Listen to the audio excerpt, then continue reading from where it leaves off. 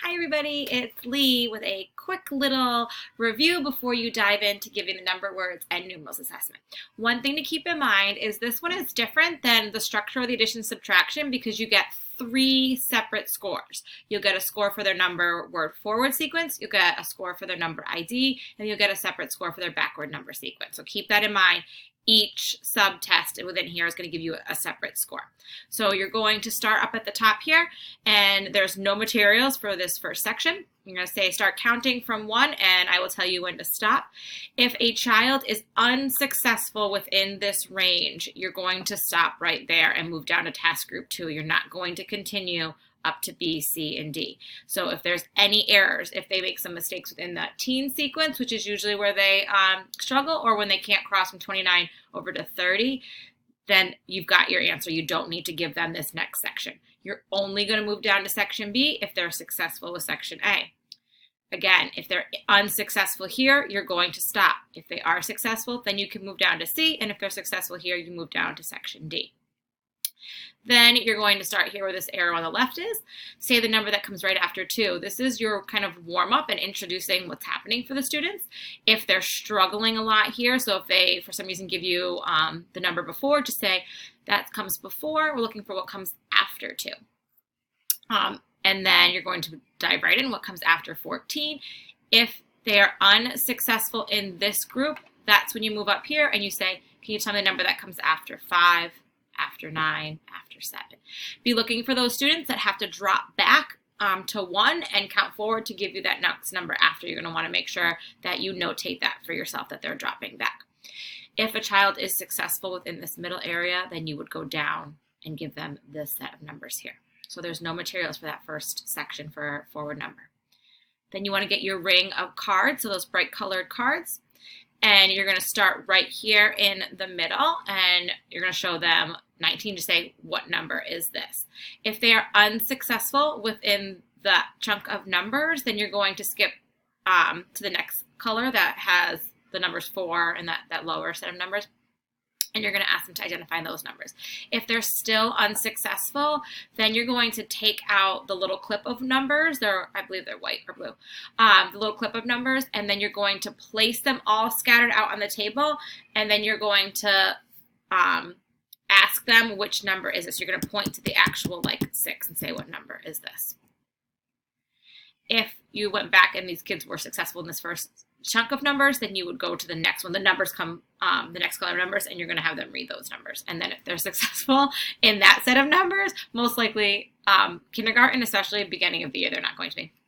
Then you give them that next set of numbers. So that's the materials that you have for the number ID. Then you move to the last page, and now we're going to backward number sequence, very similar to the questions you asked for forward number sequence.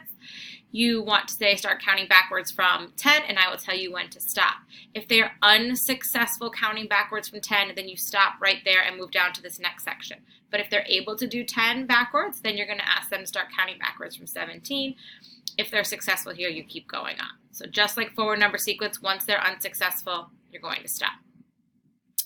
And then you're going to move down to number word before, starting here with the arrow, setting up the stage for what you're asking them to do. So say the number that comes right before 2. If they give you 3, say that comes after 2. Can you tell me what comes before 2? And you can say that even within the actual assessment piece. So if you say, tell me the number that comes before 24, and they say 25, you simply say, 25 comes after 24. Can you tell me what comes before 24? If you have to do that for every single one of these, you need to make note of that because that's going to alter kind of how you decide to score the child. If they are unsuccessful here, then you're going to move up into this range of numbers right here. If they are successful, you move down to this range of numbers. Now, task group 6, this is an optional section of the assessment.